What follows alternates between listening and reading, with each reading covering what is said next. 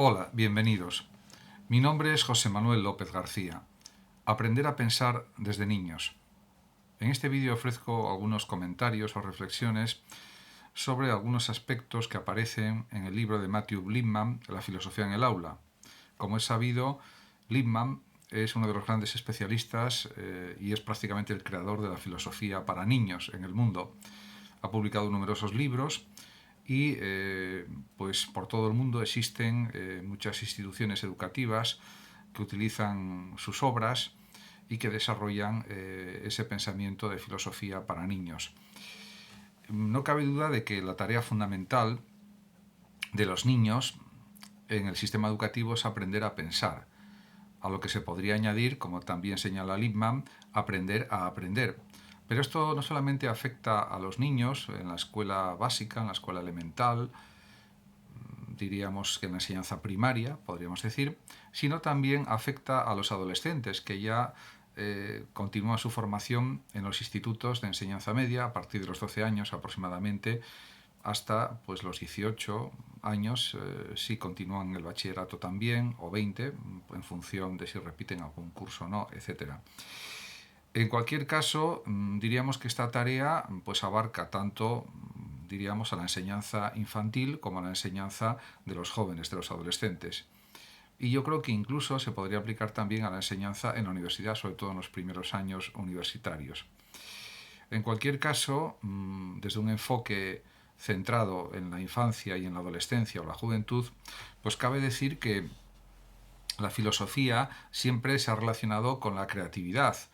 Podemos pensar que es una forma de arte, como han dicho pues, bastantes filósofos, entre ellos, por ejemplo, Daniel Innerarity, en su libro titulado La filosofía como una obra de arte. Y, por supuesto, también pues, los niños es claro que se pueden comportar filosóficamente, interrogando, cuestionando todo lo que reciben,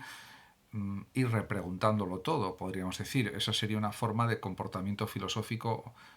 pues muy claro. En cualquier caso, esto hay que extenderlo también, insisto, pues a la etapa del instituto, que dura aproximadamente pues unos 6 años. Y realmente hay otro elemento importante a considerar, que es la creatividad. La creatividad también se puede desarrollar no solamente en los alumnos que están ya en el instituto, sino también en los niños, ya que, por ejemplo, puede haber varios tipos de preguntas y esto pues lo expone también Lipman en su libro. Por ejemplo, si pensamos que el instructor o profesor o docente dice a unos niños: puede haber ideas en las que nadie haya pensado, los estudiantes o algún estudiante determinado podría contestar: hay problemas para los cuales no tenemos respuestas, pero tal respuesta existe, así que es una idea en la que nadie ha pensado todavía. Efectivamente,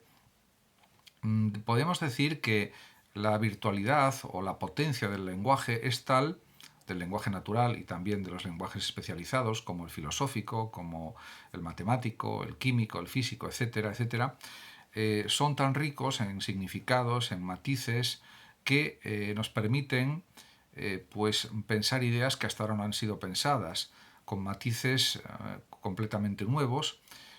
o por lo menos con significados que podemos crear de una forma nueva, podríamos decir. Resignificar frases, crear frases nuevas con sentidos diferentes, etcétera, etcétera. Y eso también es una forma de creatividad, porque, como también reconoce Lipman en este libro y en general en su filosofía, la creatividad también supone una ampliación de los significados. No siempre se puede decir que la creatividad tiene que surgir como una creatio ex nihilo o creación desde la nada, sino que generalmente la creatividad surge partiendo de unos significados primeros que luego se van ampliando, renovando, cambiando, recombinando, y de esta manera pues aparecen nuevas significaciones, nuevas estructuras de creación, podríamos decir. Y esto pues lo saben muy bien, por ejemplo, los escritores, los artistas en general, los músicos, etcétera, etcétera. Y esto es algo que se puede también desarrollar en el ámbito de la enseñanza filosófica desde la niñez pues hasta la juventud y también posteriormente. como es lógico. Por otra parte, Lippmann plantea la necesidad de un currículum para niños específico o unos currículums específicos para la infancia y podemos pensar efectivamente que este currículum tiene que presentar o plantear temas centrales de la historia de la filosofía, pero traducidos al lenguaje corriente y también, si no, si es necesario, al lenguaje de los niños, de tal manera que entiendan pues esos rasgos principales de algunas cuestiones que se han tratado a lo largo de la historia del pensamiento de la humanidad. Y está claro que en el ámbito de los niños, de la enseñanza a niños, lo más coherente, lo más racional sería emplear la discusión oral, la discusión hablada, y no tanto la escritura, aunque por supuesto también pueden hacer escritos o redacciones desde su nivel, desde su perspectiva, para completar la discusión hablada de los temas que vayan surgiendo de tipo filosófico. En consecuencia, parece algo evidente que si deseamos o si queremos que los niños sean reflexivos, tenemos que presentarles modelos de niños que reflexionen o de adultos que lo hagan, pero sobre todo quizás mejor de niños porque se adaptan más al lenguaje de los otros niños. Y los cuentos, las novelas filosóficas, los textos cortos, los relatos cortos son también muy adecuados para impulsar las preguntas, las reflexiones, los análisis, los procesos de búsqueda, de sentido, etcétera, etcétera. Y esto pues también está dentro de los paradigmas de lo que debe ser una filosofía para niños. De hecho, el propio Lippmann insiste en este libro en que se pueden utilizar modelos de ficción para mostrar a los niños que pueden pensar por sí mismos de forma más razonable y original, para que se estimulen las dos cosas, que piensen más y que lo hagan mejor, o que piensen y lo hagan mejor, pues se podría pensar también. En cuanto a la práctica filosófica y la reforma educativa, podemos decir que habría que cambiar muchas cosas en el sistema educativo actual. Lo que sucede es que estamos asistiendo a un cambio de civilización, a un cambio cultural y social sin precedentes, especialmente con la llegada de los medios digitales, de la era digital, que ya ha llegado hace años, pero que cada vez acelera más los procesos de cambio social y también los procesos, diríamos, de aprendizaje, en cierta medida, y aún teniendo en cuenta este modelo digital en el que estamos inscritos todos, es evidente que el modelo reflexivo de la educación lo que busca es que el niño asimile la cultura de una forma activa, de una forma participativa, basada en el diálogo, en pues en los procesos de pregunta, podemos decir, en el proceso de descubrimiento y sobre todo en la práctica, simplemente siendo artífices de su propia construcción cultural, de su propio conocimiento, que los niños aprendan a conocer investigando, buscando, esforzándose, creando, criticando ideas también, etc. En definitiva, que lo que debe predominar en la escuela y también en los institutos es el espíritu de investigación, de tal manera que asimilen por sí mismos los contenidos, por supuesto con la ayuda de los docentes y la colaboración de los mismos, por supuesto, pero que tengan una participación más activa en el proceso de enseñanza-aprendizaje y que no sea solamente como una recepción pasiva de los contenidos, de los conocimientos. Esto realmente es clave si queremos mejorar las formas educativas o el proceso educativo en sí mismo. Por otra parte, también está claro que los niños y los adolescentes también, por supuesto, los jóvenes, deben adquirir las adecuadas herramientas conceptuales. Y también cabe decir que es posible, y eso está ya comprobado, acostumbrar a los niños a emplear criterios durante su estancia en la escuela. Efectivamente, criterios de lo que está bien, de lo que está mal, de lo que es responsabilidad, de lo que no es responsabilidad y de otras muchísimas cuestiones que pueden ser tratadas con un lenguaje asequible a los niños, de tal manera que empiecen a construir sus propios criterios éticos en relación pues, a los valores, etc.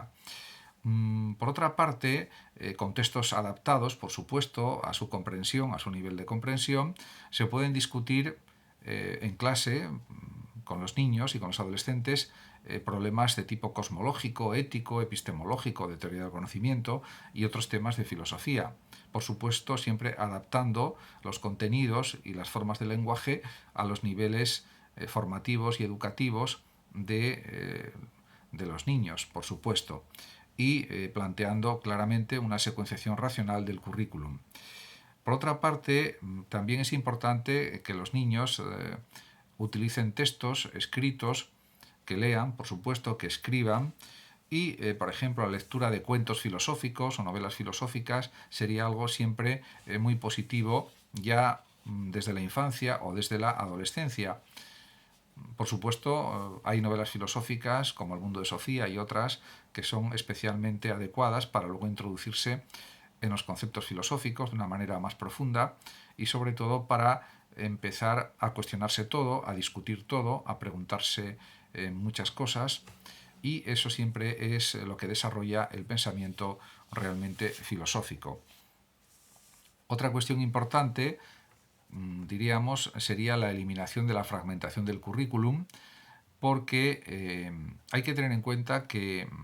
hay una interdisciplinaridad entre todas las asignaturas, tanto pues, en la enseñanza infantil como en la enseñanza secundaria, y podemos decir con Lippmann que la educación no puede recuperarse sin eliminar la supresión de las preocupaciones filosóficas de todas y cada una de las asignaturas. Efectivamente, todas las asignaturas tienen componentes filosóficos, y la filosofía fundamentalmente es crítica, es análisis, es replanteamiento, es creación de ideas, y eso pues está presente en todas las asignaturas. Y de hecho algunas de las asignaturas pues formaron parte de la filosofía o estuvieron unidas a ella, como es el caso de la psicología, de las matemáticas y en general de la ciencia. Pues hace miles de años, hace 2000 años, 2500 años, ciencia y filosofía eran prácticamente lo mismo. En este sentido, pues hay que plantear pues unas nuevas estructuras en el currículum que hagan que los conocimientos no estén como en compartimentos estancos, sino que estén interrelacionados constantemente. Por otra parte, también es necesario superar la dicotomía entre conceptos y habilidades, ya que es evidente que no es incompatible el animar a los alumnos a pensar con originalidad y animarles al mismo tiempo a que detecten errores en su pensamiento. Esto sería clave y crucial para que aprendan a pensar correctamente por sí mismos. Y sería una forma de autoaprendizaje extremadamente provechosa para todos los alumnos, por supuesto. También habría que dar una importancia considerable a la metacognición, que es un poco lo que dije anteriormente también. Cuando empezamos a razonar sobre la forma en que razonamos, a desarrollar conceptos sobre la forma en que conceptualizamos, como también señala Lippmann, y a definir las maneras en que construimos definiciones, nuestro pensamiento se hace cibernético o se hace, en cualquier caso, más riguroso, más profundo, más preciso, más sistemático, y encontramos también nuevos hallazgos conceptuales, matices de conceptos, diríamos, más detallados, más finos. En definitiva, perfeccionamos nuestra manera de pensar y ampliamos también nuestra manera de reflexionar. En este sentido, pues hay que también tener, diríamos, la precaución de distinguir los enfoques pseudofilosóficos o no filosóficos de los filosóficos y ser crítico en todo lo que se explique, y los profesores pues ya están en esa labor, por supuesto. En cualquier caso, pues yo diría que es también fundamental que los alumnos se hagan preguntas, aunque el arte de preguntar puede ser muy complejo, depende de los niveles educativos, pero el modelo de persona que parece ser que se quiere construir desde los planteamientos de Lippmann y de la filosofía para niños, y que a mí me parece correcto, es una persona intelectualmente abierta, curiosa, autocrítica y capaz de admitir ignorancia o indecisión, porque ninguna persona lo puede saber todo, aunque sea un premio Nobel. Y la figura del profesor omnisciente que lo sabe absolutamente todo, pues realmente eso no es cierto. Por lo tanto, las preguntas, los porqués, son algo básico en la educación, y eso pues es algo indiscutible. Muchas gracias a todos por su atención. Saludos como siempre a los oyentes de Radio Sofando de México, y por último decir que los que lo deseen pueden compartir este vídeo en sus redes sociales, suscribirse a mi canal y diríamos que aprovechar y aprender de mis vídeos. Gracias.